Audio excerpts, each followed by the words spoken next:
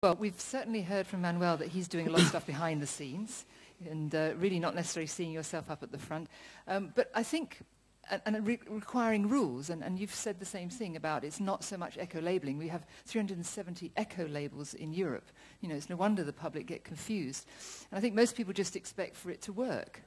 The problem we see, of course, sometimes is that when you go and buy that extra green product, that television that has got the star efficiency on it, you just buy a bigger one because, well, it must be better because it's bigger and it's actually green.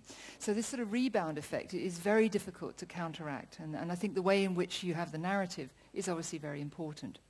But now, translating narrative into something more tangible, which is actually league tables, because one of the things I think that companies look at is where to invest, where to move to, where to find the people to be in the business that they want to see themselves in the future. Rules, definitely for industry. What about rules for cities? How do we benchmark cities? You know, I asked you at the very beginning, is there a league table of cities? You kindly declined to tell me. But maybe you might want to shed a little light on how you as an advisor might actually sort of stack them all up and compare them. And then I'm going to come out to the audience and see if you've got some questions for our panel. So, Greg. Right. The quick answer, Jacqueline, is that there are more than 65 different global indexes of cities. And every year I publish an analysis of all of them and the change that's going on. So if you like, the index of indexes. The key thing to say about them is that the number of indexes that address green issues is growing. Okay? Both those that address quality of life, there are about 15 of them, are more interested in environmental quality of life, carbon performance, the greenness of cities. Then we have 2 or 3 specialist indexes, the C40 index. You'll hear from Mayor David Miller later on today about the C40. Environmental leadership by cities. There's the Siemens Green Cities Index. There's the emergence now of a whole series of smart city measures of one kind or another. Now, the issue is this, and I'm going to tell a secret and try and tell it in a rather provocative way. Historically speaking, the cities that have scored well on the environment or the quality of life have been the cities that have scored very badly on the indexes that measure dynamism, the ones that measure powerfulness. So if you like, implicitly, if you look at all of the indexes, green is boring, right? So the cities that score well are not the cities that are the most dynamic. Now, the big change is the one I was trying to refer to just at the beginning, that because of the financial crisis and the climate emergency coming together, what you're seeing is the dynamic cities are realizing they've got to be greener. So Tokyo, London, Hong Kong, New York are all very actively pursuing green strategies. The cities that are historically green cities are becoming more dynamic. So what's happening is that cities like Aarhus, which is a green city with a strong focus on wind energy, is now becoming a dynamic global hub for wind energy and seeing that being green actually is an engine for dynamism, which it wasn't before. So that's a very quick summary. I think what Greg's telling us is that Aarhus is a boring place but could become more interesting. Is that sort of where you are? Yeah. It's an interesting place that could become more interesting. More interesting, right. Out to the audience. Questions, comments, reactions. The lights go up. You've had your coffee? Please, sir. Would you just introduce yourself, please? My name is Paul Bach-Hansen. I come from Aarhus. Oh, right. Working in a business related to the wind industry, one of the lessons I've learned is it's okay to invest in offshore wind if you can find the finance, because there's only 10 banks providing the finance, which equals to around the capacity of 30% of what is required. That's one thing. The second is the situation you mentioned so deliberately about the grid, which is in the UK a big problem. And so it is in Germany, and it's not in Denmark. But maybe the politicians should work on a more straightforward model for grid connection all over Europe. Yeah. Think that's possible? Very good. I'm going to come back to the panelists at the end for some very quick answers. Other reactions from the audience? Enabling conditions, problems. Yes, right at the very back, I'm afraid. I'll run up there with the microphone. Could anyone else who wants to speak just indicate to me so I get a kind of flavour of who's out there? who wants to ask? Okay, I'll come down to you, and then we'll probably have to call it a day. But please, introduce yourself. Hello, I'm Lasse Holm. I'm a business developer at Dong Energy. I'm hearing you said green energy is boring, and of course it is, at least from a consumer perspective. Not green energy, green cities. Green cities, of course. And I'm hearing you mentioning energy efficiency and green energy. And I think you miss a point. What if you have a lot of windmills producing wind energy, but it's producing wind energy at night? So you need to move your consumption to the hours where there actually wind energy in the system. Otherwise it's just wasted. So that's a different perspective. And to the consumer, why should I even care? Which is why we need to create the economic incentives for the consumer to change that behavior.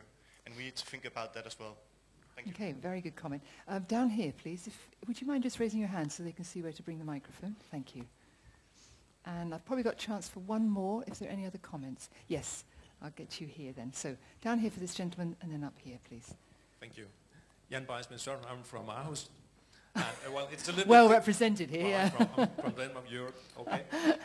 It's a little bit difficult to ask a question that makes sense to all the panelists, but let me try. You have given us some examples of best practice and looking at what the world needs, investing in infrastructure, creating rules and committees, and so on. But as we know that it is people that changes the world, not institutions, not organizations. So could you give us some best practice on how people matters, how about leadership, dedication, execution, etc.? Very good. And the final question up here, please. Thank you. My name is Karsten Hauner. I'm from DHI. One question to the question by Dong, actually. That is, well, windmills produce wind at night, that's right. So we might shift our usage to nighttime. But they also produce in some periods of the season, not in others. So we need, if we have to go to more sustainable energy, we need some energy storage. And to what extent are you envisaging new energy storages as part of that? Do you think that a smart grid is going to take care of all this problem? Or could it be energy storage on the ground for district heating, or other types of energy storage that we have not yet developed? Thank you very much. Actually, there is an answer to a European scale, which I might do at the very end. But now in reverse order, and I'm afraid we are a little short for time. So, sure. Will, would you like to just pick on any one of those to respond to? Thank you. Well, let me respond to a question that was directed at me about the sort of wind industry. I mean, I totally take the finance point. I think it's overstating it, but we're sort of going from boutique to industrial scale in this whole area, and that's going to need, you know, provision of finance, both in scale and quantum, and also in types of finance in a state we don't have at the moment. And it's certainly something that's live in the UK. On the question of grids, I think your point is absolutely right, and I think there's a huge role for Europe actually in identifying some of the key grid bottlenecks, and the European Union over the next 6 months, I think, could lay out a quite ambitious strategy for unblocking those and creating the electricity infrastructure that we need, and that's something we're certainly pushing for. And just on the questions on storage, I would just say absolutely we're going to need really, really dramatic breakthroughs and deployments of storage on a scale we've not got like at the moment. Very good. I'm going to go down in scale and actually go to cities and then come back to Manuel. Well, I don't have a specific response apart from absolutely we've got to build the storage capability, and absolutely we've got to create the incentive structure in the grid. The key thing I wanted to say is really this.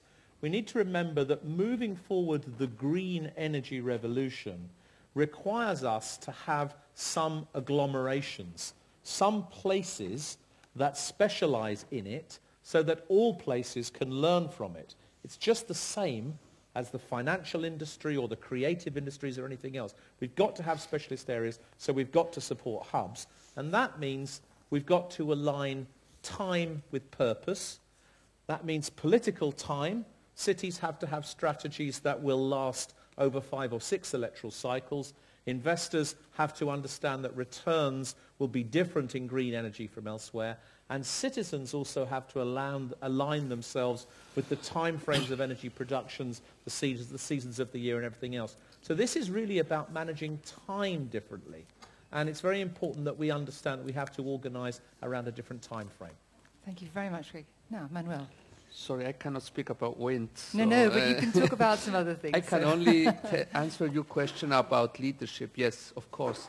Leadership is in every business, and in the grid technology is very important. But, you know, when I'm in a store, and I get also only a salary, I'm not a rich person, so I get to the store and I see a CFLI that costs me €4, and I see a retrofit, what you will see there around, that costs €30. Yes, I need to show leadership, but you know, I have a lots of fights with my wife. Each time when I tell her I will buy 4 retrofits for €120, and I could spend only €16. So it's a little bit, and here I know there's government, it's regulations, it's a little bit helping and supporting the customer and the industry, and all together, we can then show leadership. But till we don't have the right amount of money, and I don't now start with economics, but you know, if I cannot afford to put all my flat with retrofits, I will do it because I sell this stuff, so it's not good if you come to my home and you see bulbs around. It would be not really nice, right? So I do it, of course, I do it. But I understand that my mother is not doing this. Okay, so it's also a relationship about how much it costs. And that's why it's so important, what I told you before, working with government. Government invests huge amount in Korea, and actually we reduced a lot the price of the LED. But now my question is, how much will reduce the fixture guy and the retrofit guy, they're outside? And I don't see this reduction, what we give to our customers. So this is a little bit, we need to work really all together, analyzing the whole value chain, really working all in this value chain. Alone, we will not survive, and then it will not make sense. Thank you very much, Noel. I'm afraid this is the end of this session. I'm not going to summarize. I'm just going to simply say that I think what you've seen is 3 superb examples of how people working at different scales have been able to achieve a lot. The question is, can we achieve a lot more? And I think it was really about the narrative. It's about telling people where they fit in to this big picture that's probably going to make it possible for everybody to contribute. I think meetings like this are obviously very helpful because we find our way, we find our partners. But I do believe that there is a role for government, and certainly at the EU level, getting that bigger picture to actually resonate, whether it's in cities or people, and to have a very, very strong education, investment in people, as well as actually in the industry itself. So new finances, new picture, new narrative, give a place for everybody. And please give a hand to our panel. Thank you. Thank you. That's very nice. Thank you very much. Thank you, Greg. That's great. Thank you. Thank you very much, Jacqueline.